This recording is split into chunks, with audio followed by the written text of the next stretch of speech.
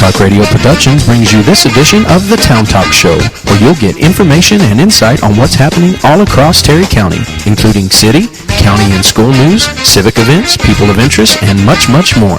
And now, here's Town Talk.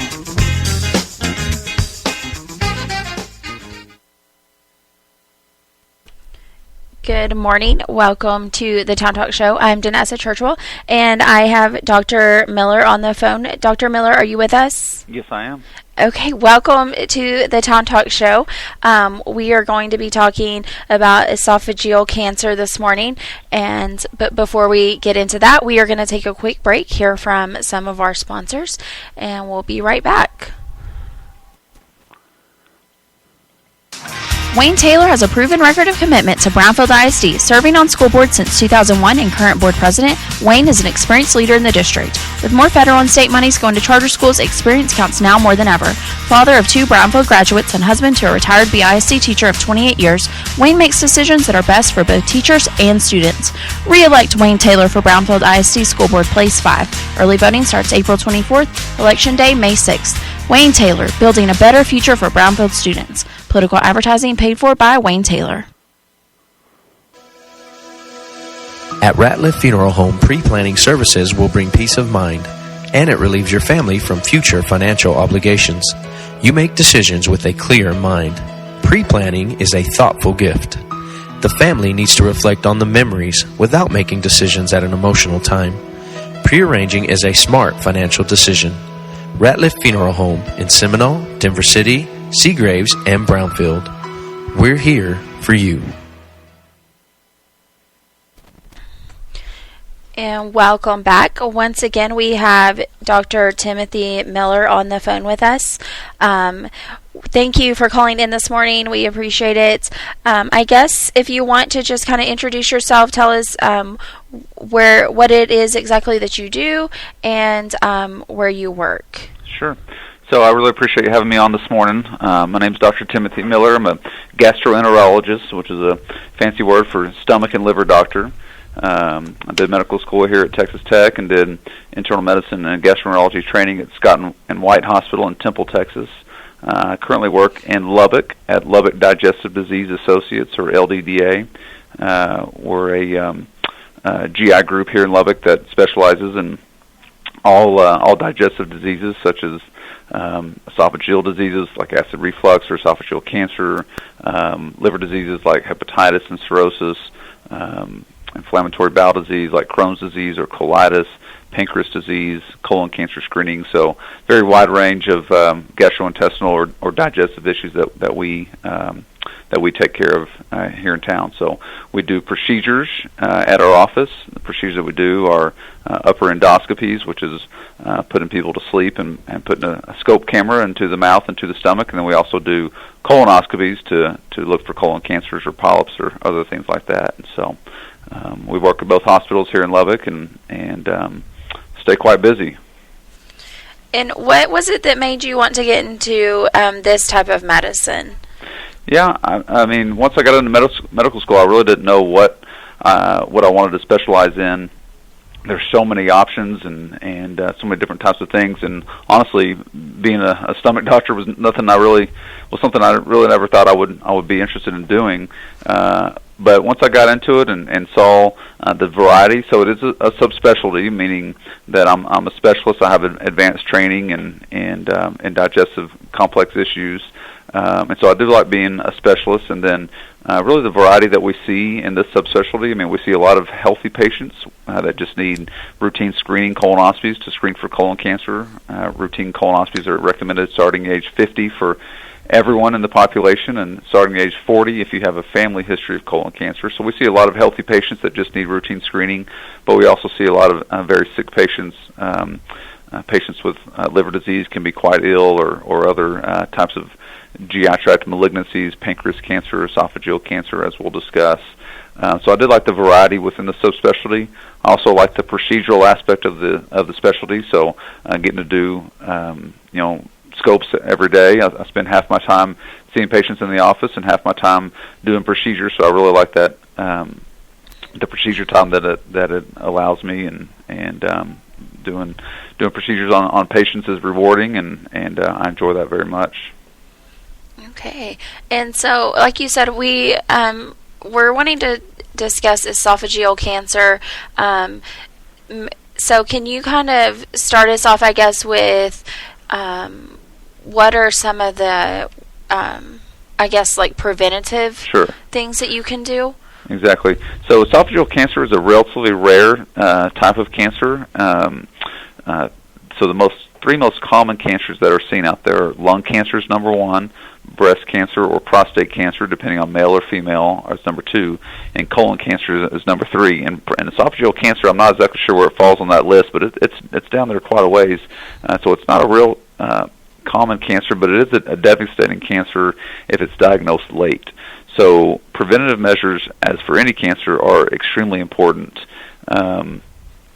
So here's some of the risk factors for why people get esophageal cancer. The number one risk factor is acid reflux, what we call GERD, or gastroesophageal reflux disease, and basically that just means you have heartburn or indigestion, so a burning sensation that comes up from the stomach up into the chest and throat.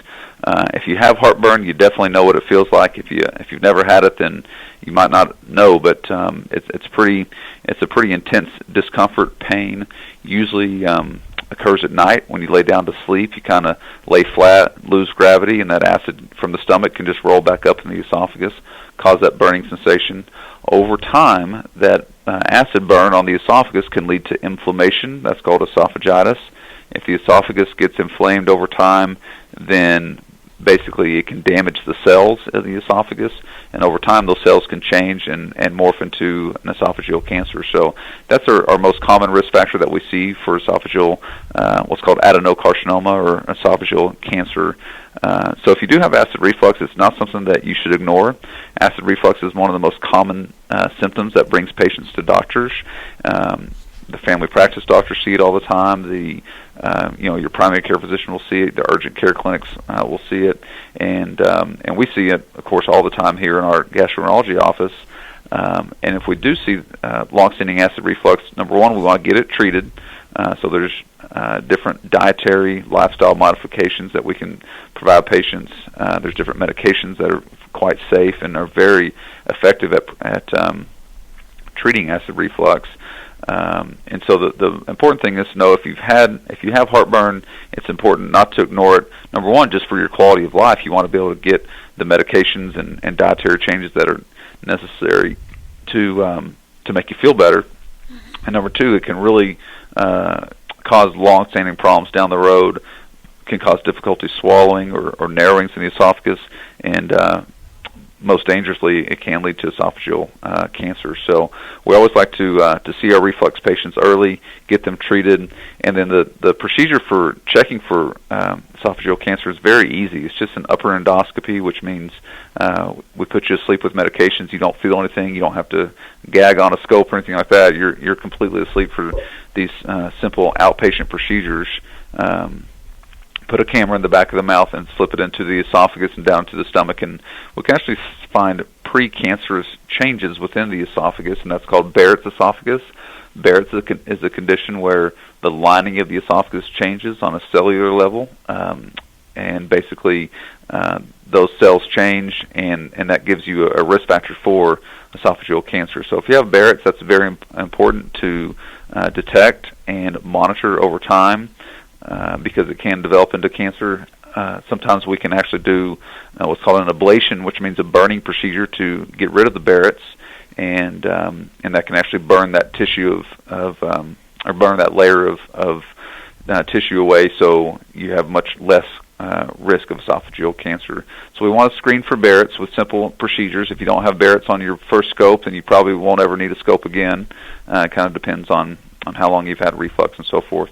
So acid reflux is our most common symptom. Other risk factors for esophageal cancer include smoking. Of course, smoking is a risk factor for basically every cancer, and so we always encourage our patients to cut down on their cigarette use, obviously, if not quit completely.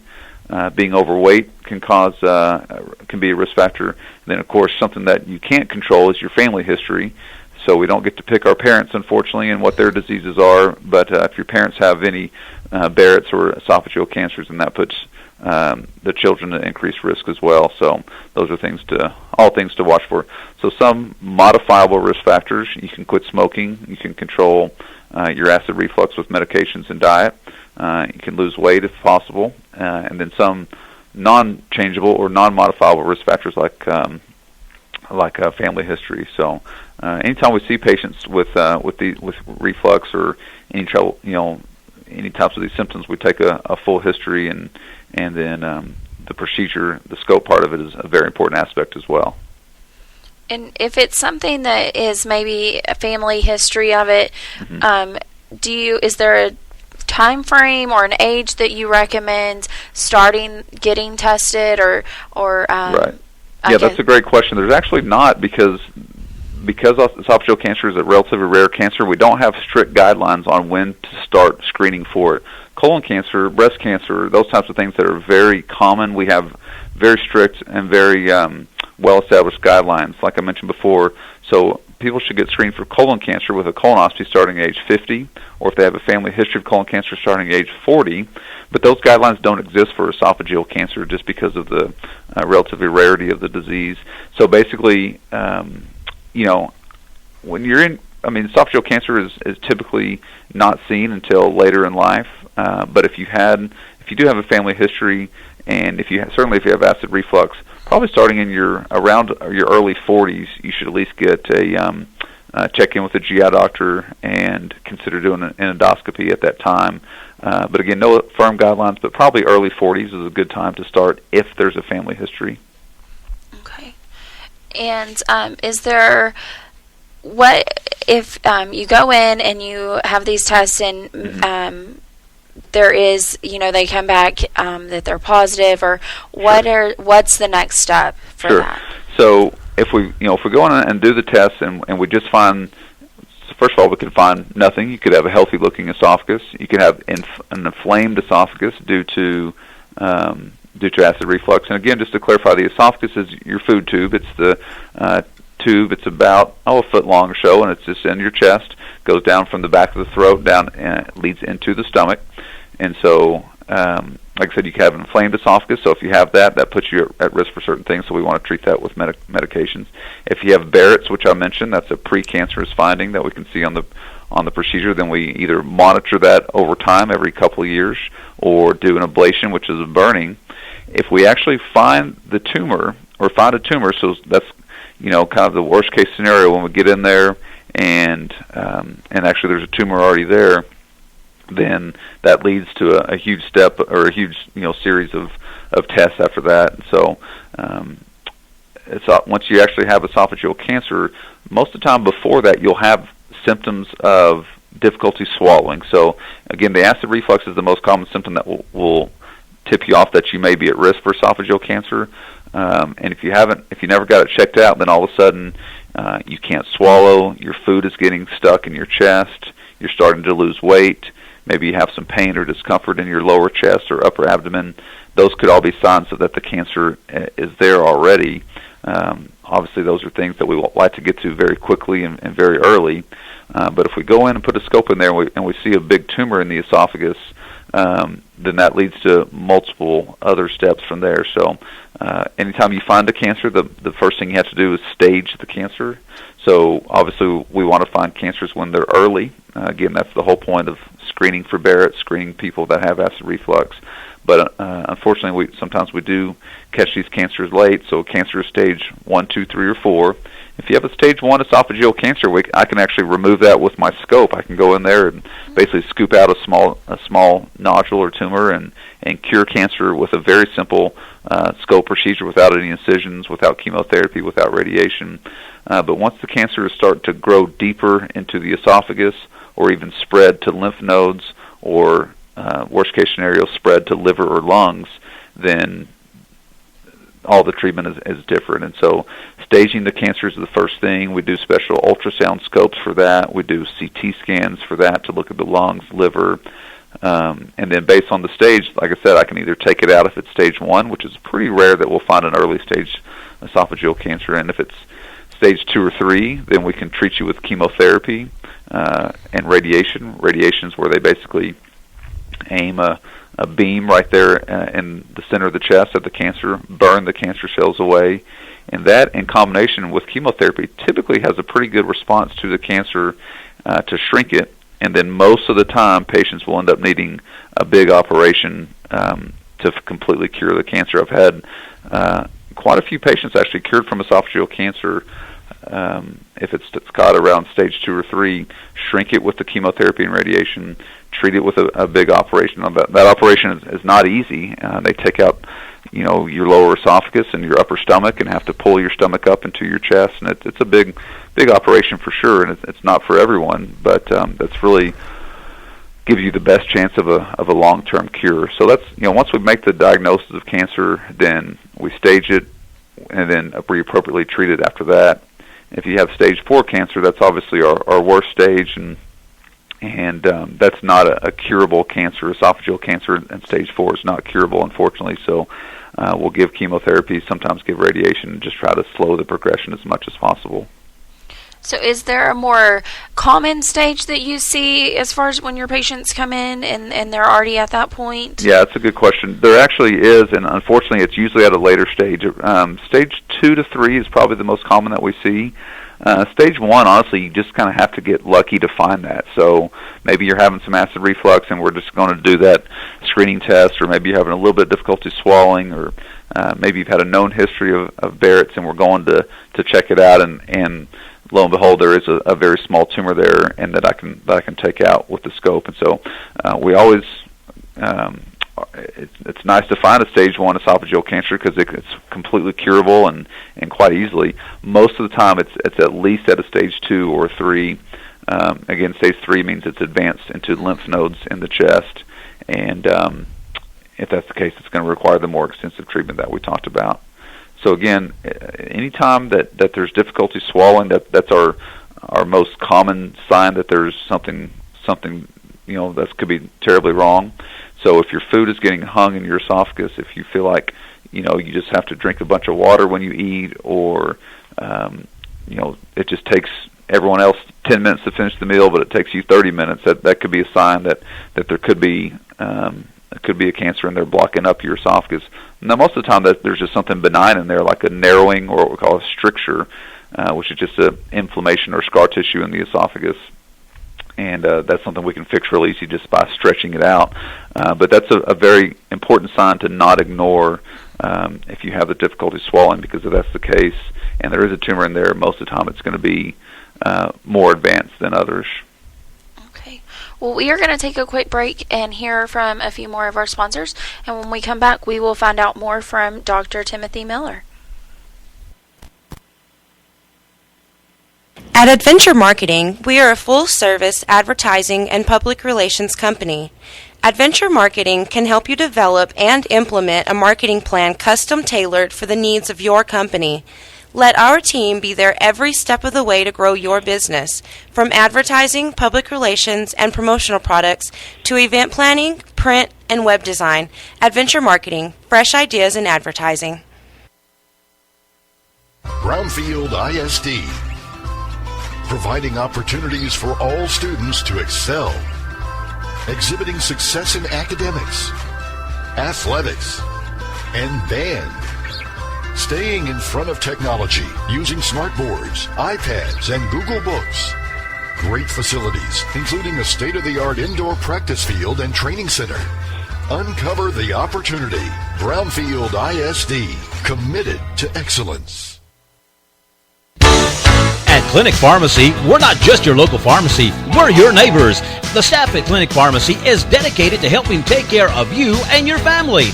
Whether you need a prescription filled, your cholesterol checked, or just have a question, we're here to help you in any way we can. That's just what neighbors do.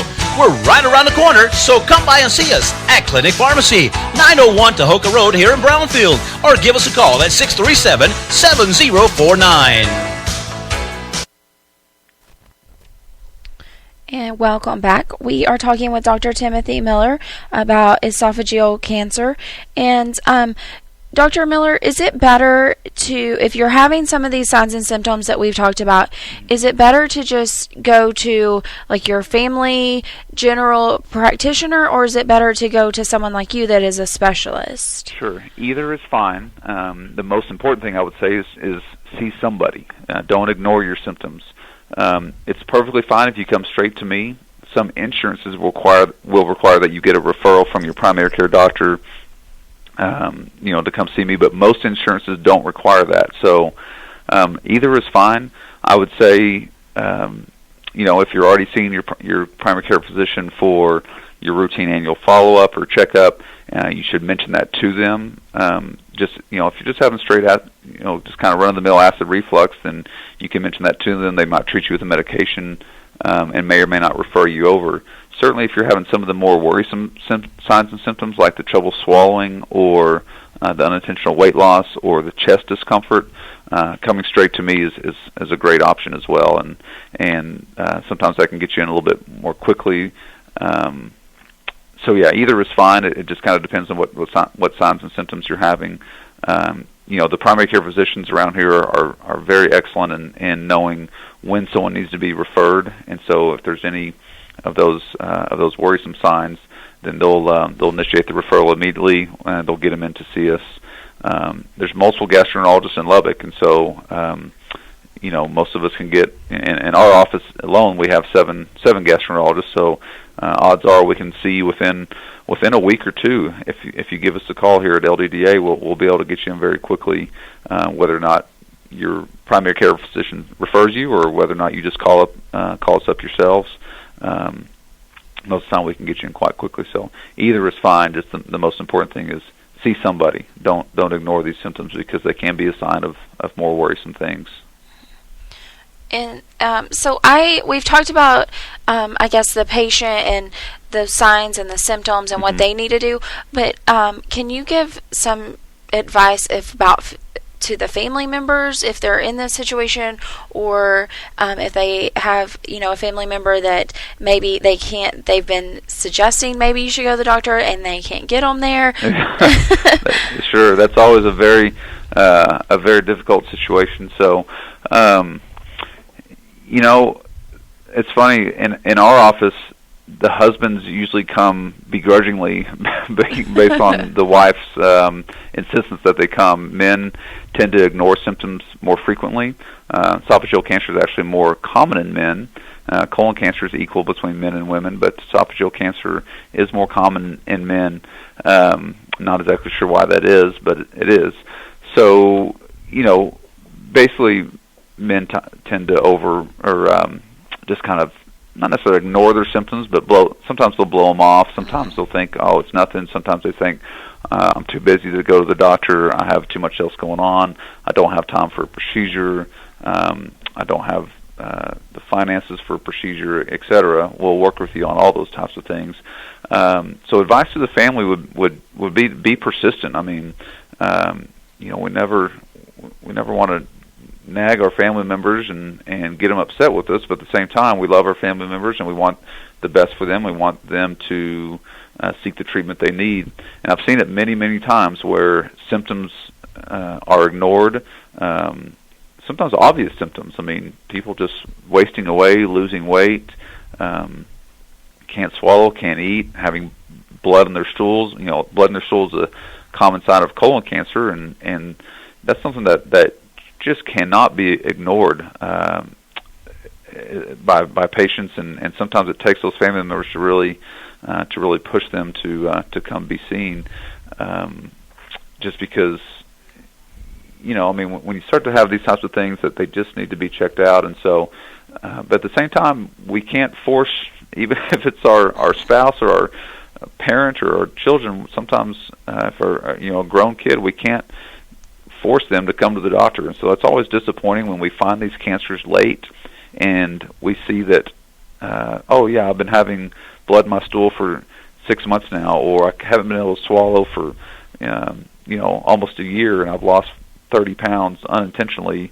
It's always disappointing because that's something that we could have found at the sign, at the first sign of of the symptom or the first evidence of the symptom, and then we could have maybe prevented or found it earlier if it is cancer. Again, these things aren't always cancer. Blood in the stool doesn't always mean cancer. Difficulty swallowing doesn't always mean cancer, but oftentimes it does. And so it's always disappointing when we find these things late and we hear that people have been having symptoms for months on end. And so again, I'm a hard-headed male like the rest of us, and so I understand that not everyone likes to come to the doctors, and people are sometimes even afraid of doctors. But listen to your family members. They're trying to help you. They love you, and they just want you to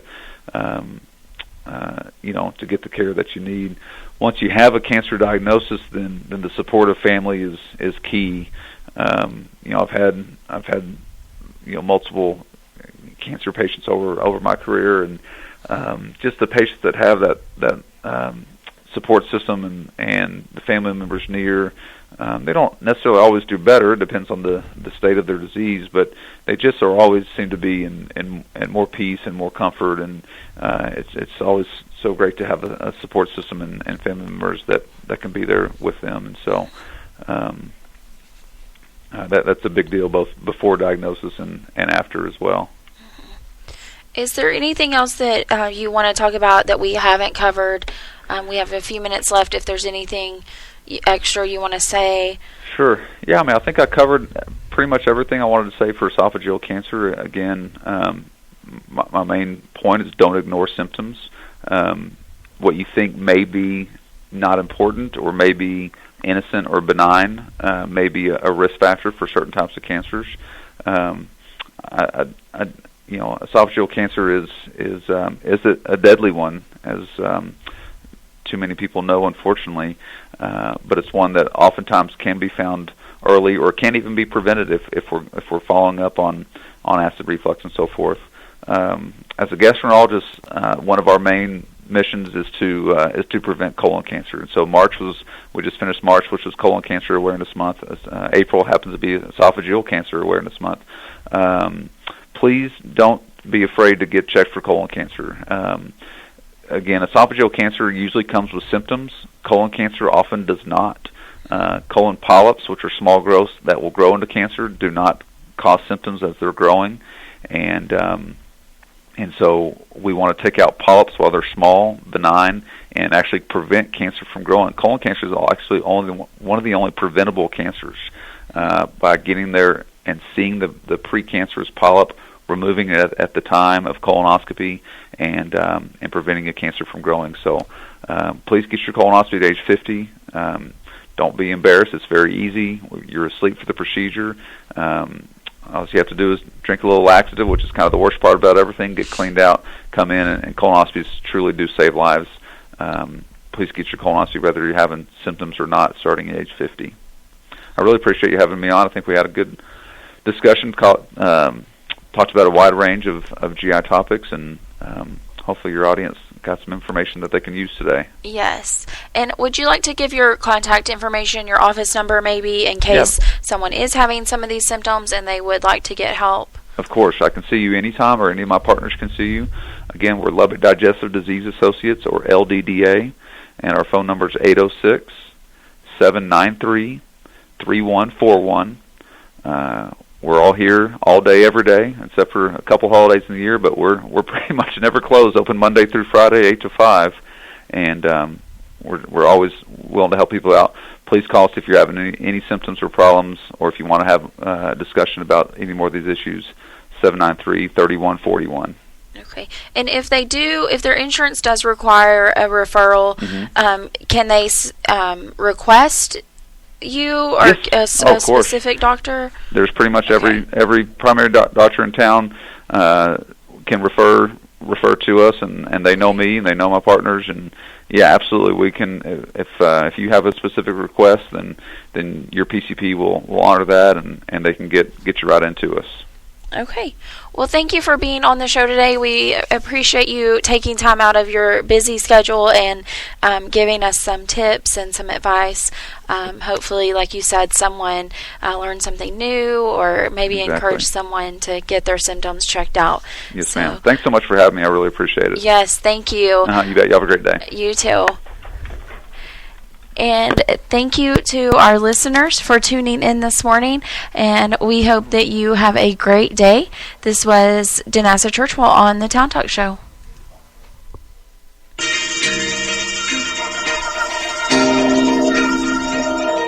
You've been listening to The Town Talk Show, a broadcast of Town Talk Radio Productions. If you would like to comment on our show or promote your civic or church event, or if you have an idea for an interesting story, give us a call at 806-637-0030 from 9 a.m. to 5 p.m. Monday through Friday, or you can drop us a line at info@towntalkradio.com. You can also follow us on Facebook. Thanks for tuning in and have a great day.